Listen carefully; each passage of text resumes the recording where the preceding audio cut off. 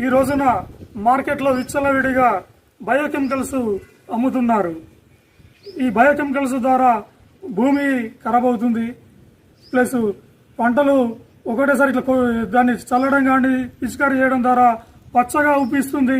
మళ్ళీ వారం వరకు పురుగు రెట్టింపు వచ్చి నాశనం చేసి ఈ రోజున రైతాంగం మీద పెద్ద తాటికాయ పడ్డంత, మూలిక నక్క పైన తాటికాయ పడ్డంత పని అవుతుంది.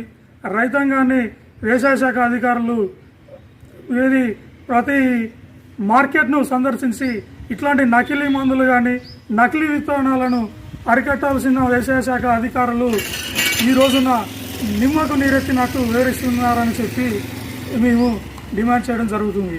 ఈ రాబోయే సీజన్లో ఈ BT3 పత్తిని రాష్ట్ర ప్రభుత్వం మన తెలంగాణ రాష్ట్రంలోకి పర్మిషన్ లేదు, వాస్తవానికి కేంద్ర ప్రభుత్వం పర్మిషన్